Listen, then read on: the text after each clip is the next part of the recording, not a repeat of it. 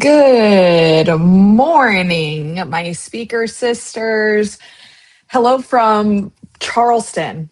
I spoke here yesterday at an event and brought the family, and we got a little Airbnb on the beach. So my kids are currently running ragged out there while I am in here with you, lovely ladies. No one warned me about bringing toddlers to the beach who think they can swim, but they cannot. And the sand.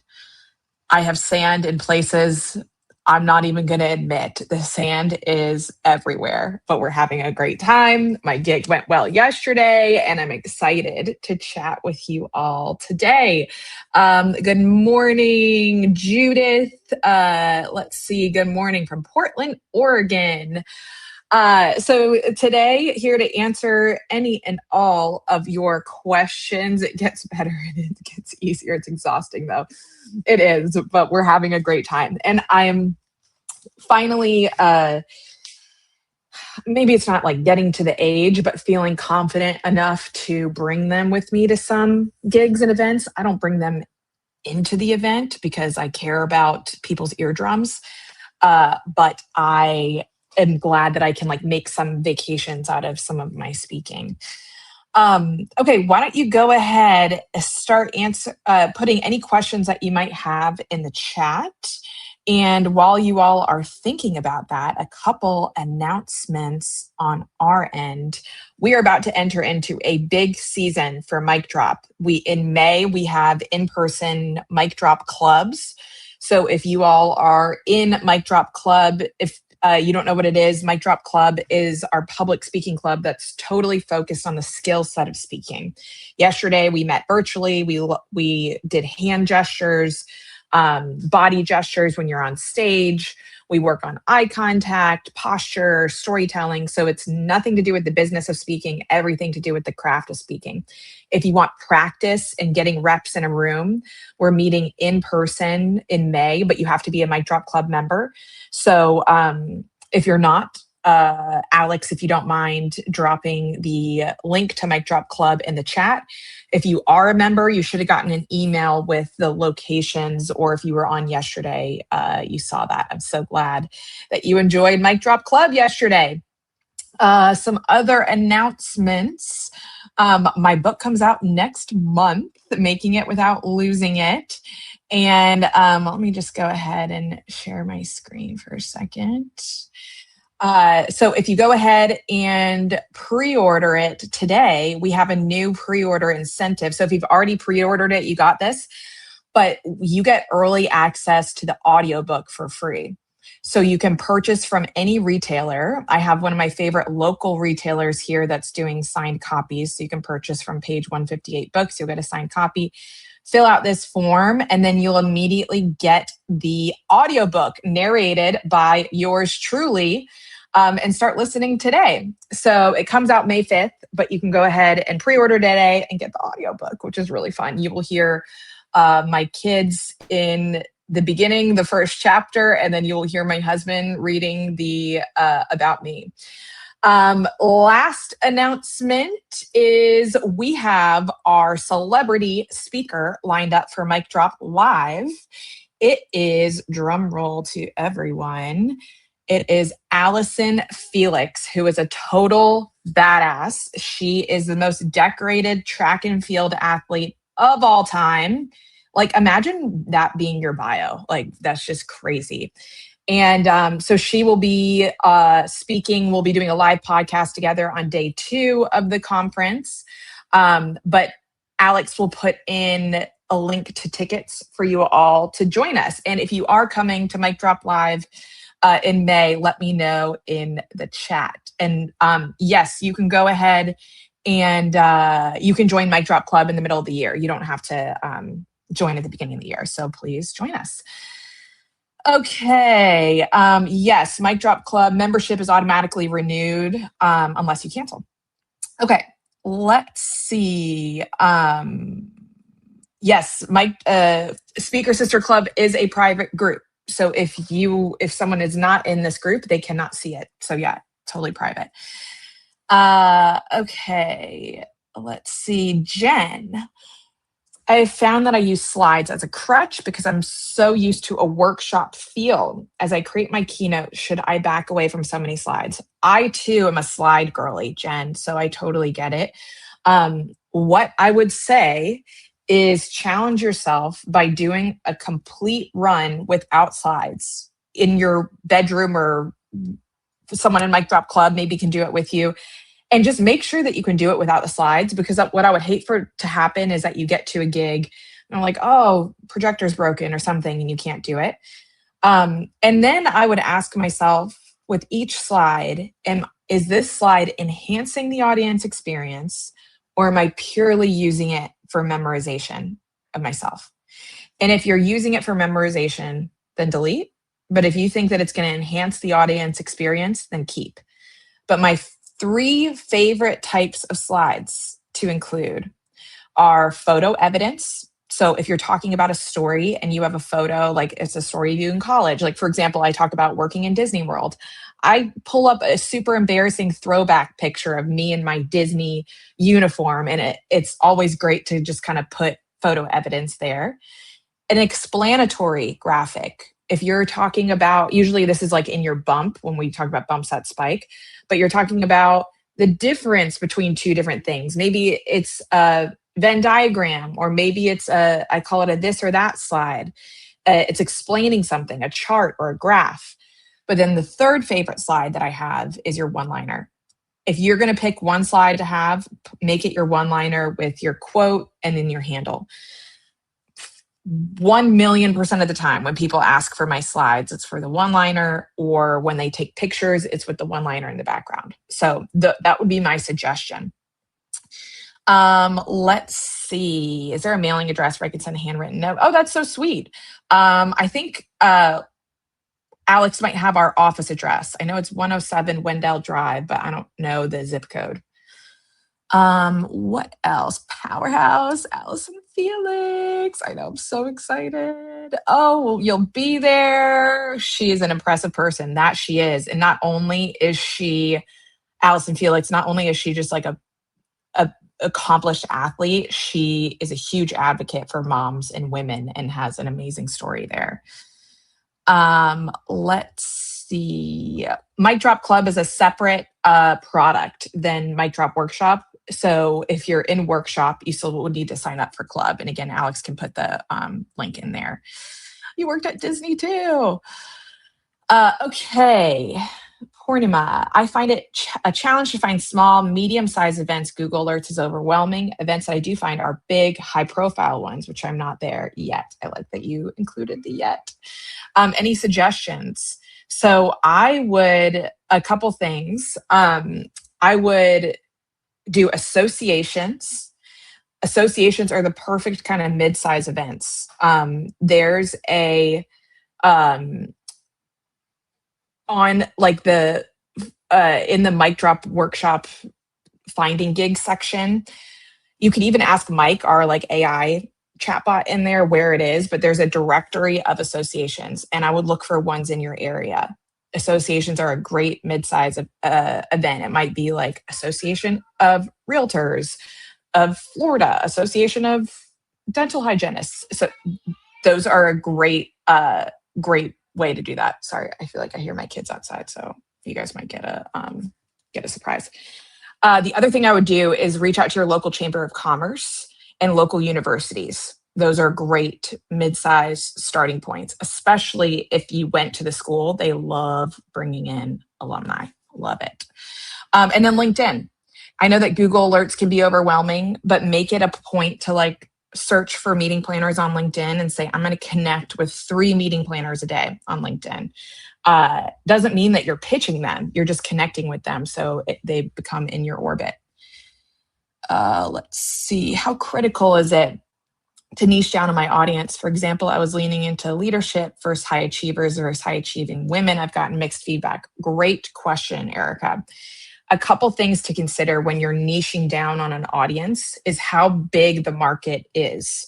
And are people willing to self-identify as what you're niching down to?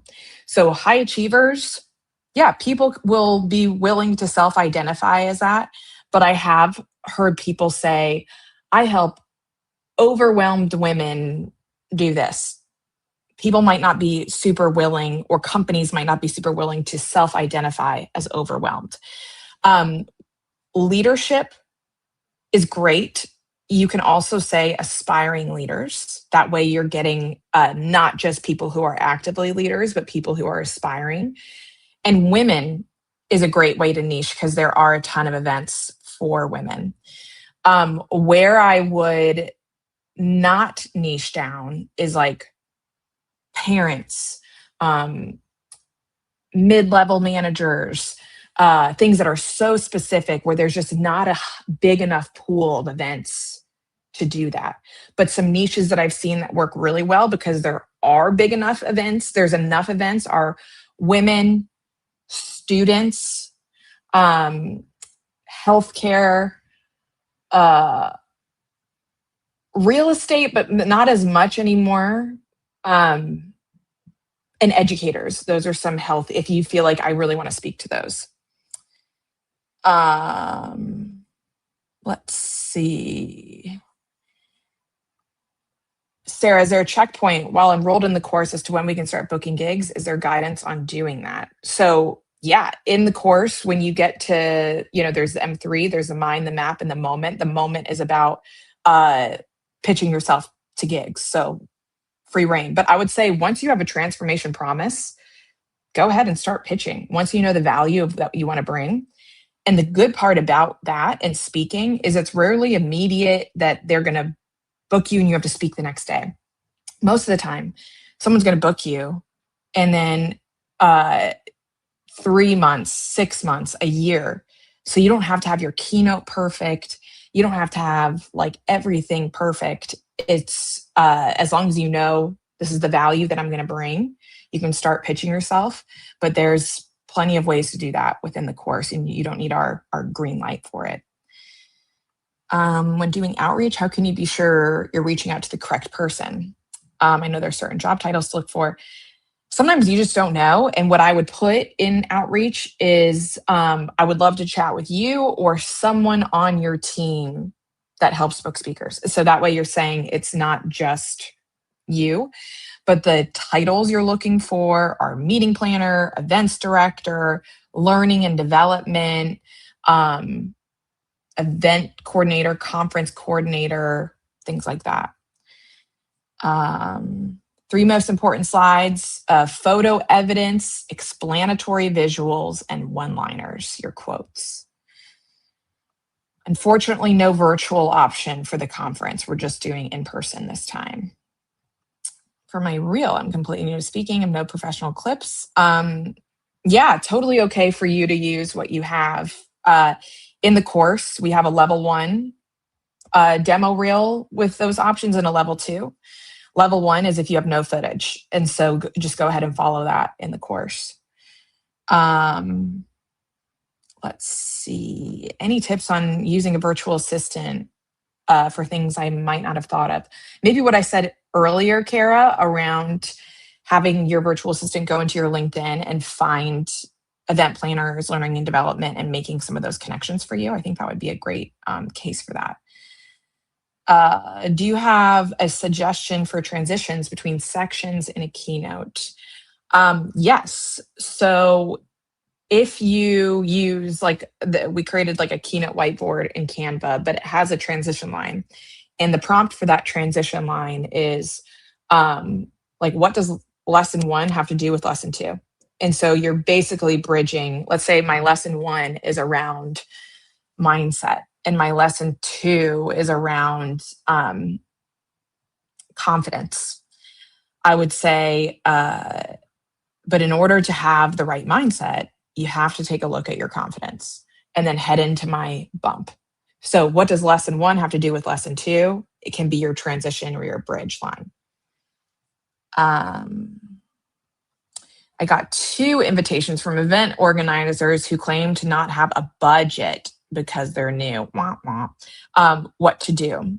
So a couple things that you can say when an event does not have a budget.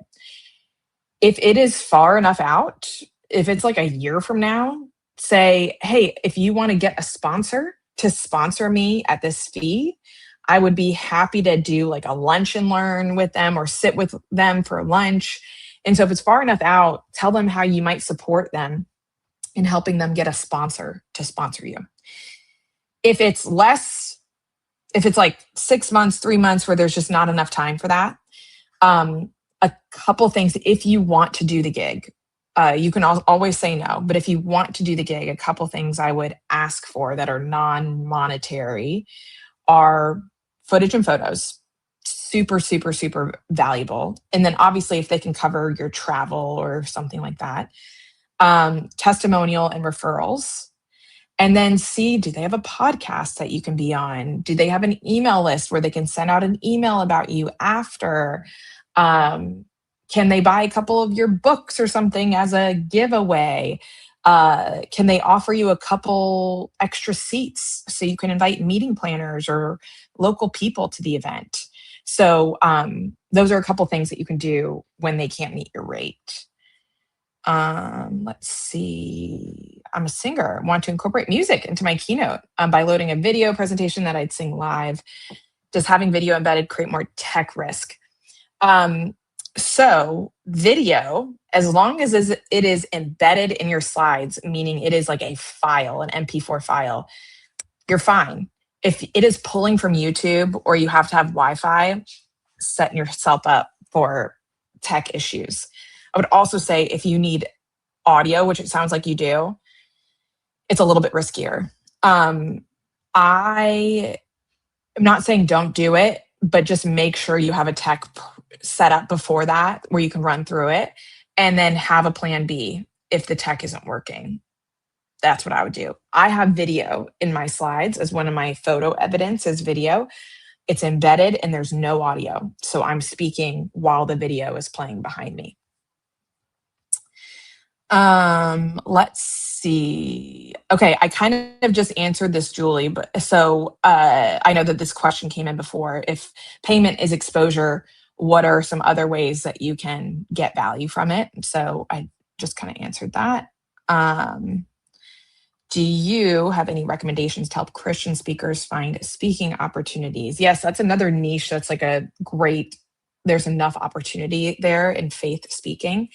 I would find one conference that is faith related and connect with the event planner. And then usually what happens is like other like similar conferences pop up when you do that, either on LinkedIn or on Instagram. Suggestions will come up. Follow other faith speakers, like I think her name is like Kristen Kane, things like that. See where they're speaking. Shoot, there was something else I was going to say here on that. Connect, follow others. Okay, if it comes back to me, but those are two ways that you can start to do that. I was advised to talk about AI and staying in balance as a wellness pro. I want to talk about staying human in AI world. I am not corporate experienced, but wellness will stress management talks work. Yeah, if you're advised to speak on something that you don't want to speak on, don't do it. It's not worth it. So stress management, absolutely, that will work. And I know AI is like everyone wants to incorporate it, but if it's not something that you want to speak on, then don't worry about it.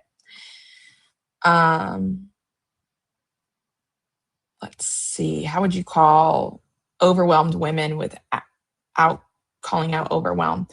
Say I help women, and then what's the transformation of not being overwhelmed? I help women prioritize what's important to them. I help women set boundaries so they can blank. What's the outcome? But I just wouldn't put overwhelmed women. Let's see. My speaking addresses women with double mastectomy and helping them learn to love themselves and their body again. Now it's a smallish market. Who else can I include? So this is a great example of, this is a beautiful story, but the story doesn't have to be the audience. There's so many women who maybe haven't experienced mastectomy that need to learn self-love and loving their body. It might be just women in general, me.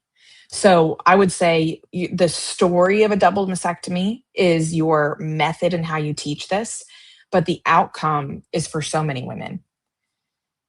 Uh, Prospective clients. I'm presenting at a conference, want to invite prospective clients to my presentation. Great idea. How do I approach the conference coordinator to allow those prospective clients to attend my session without paying?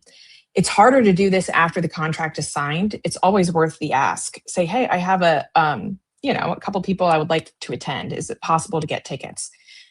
If you have not signed the contract yet, then this becomes a part of your negotiation and say, my fee is blank plus 4 tickets to your event. Yeah, exactly. Mid-level managers, but not enough like specific conferences for them.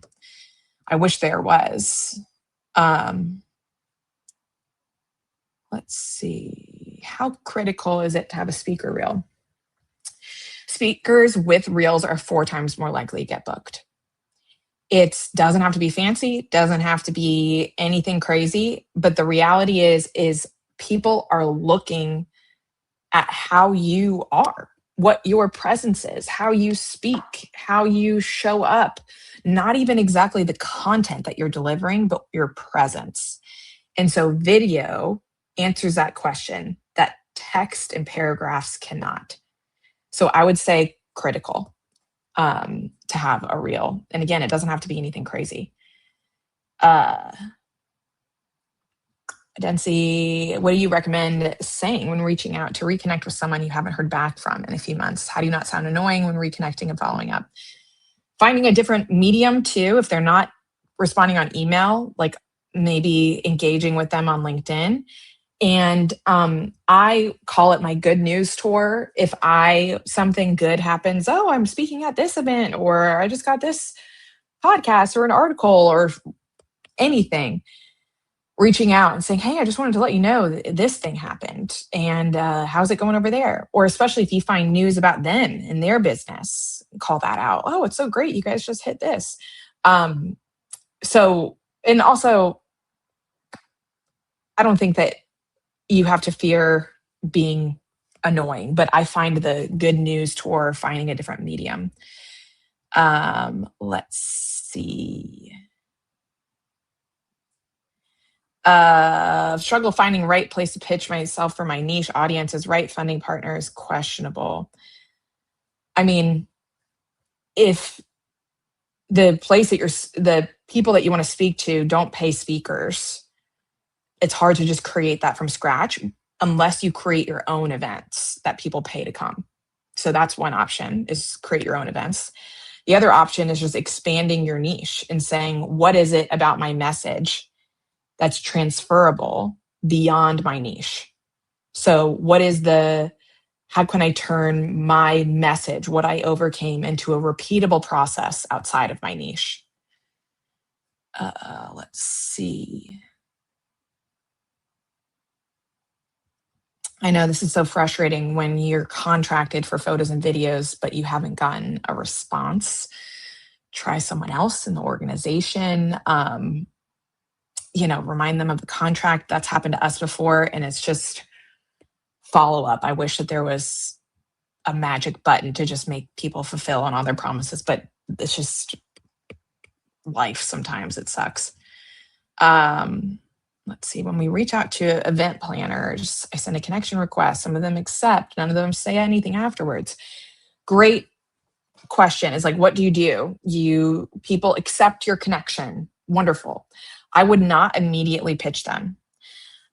This is why it's important to build content around you speaking. Even if you don't have any photos and videos of you speaking, post a moment to meaning with a picture of you.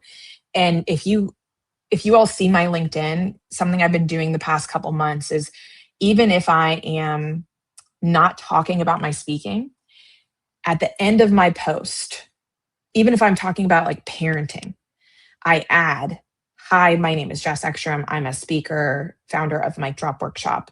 And so that way, if it gets shared with people who are not following me, they see who I am.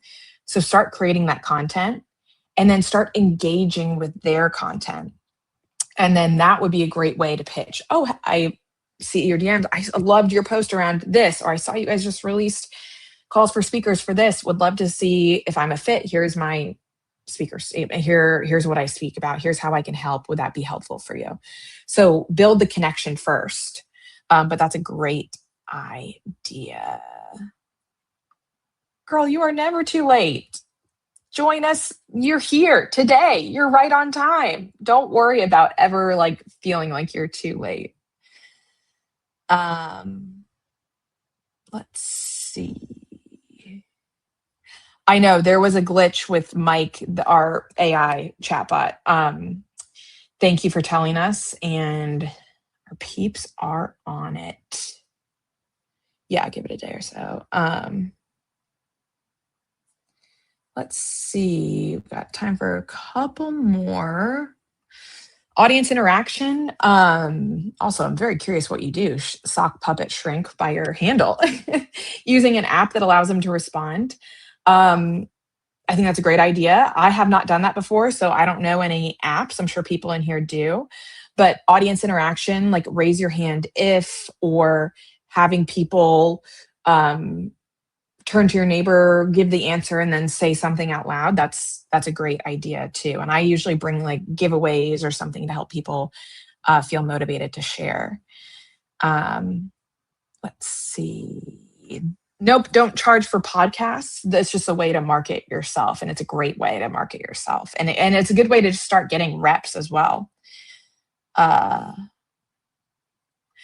Yes, Lisa, I recommend using the same title for your keynote and your book. That's a great way to market it for sure. Like my keynote is called Making It Without Losing It. My book is called Making It Without Losing It.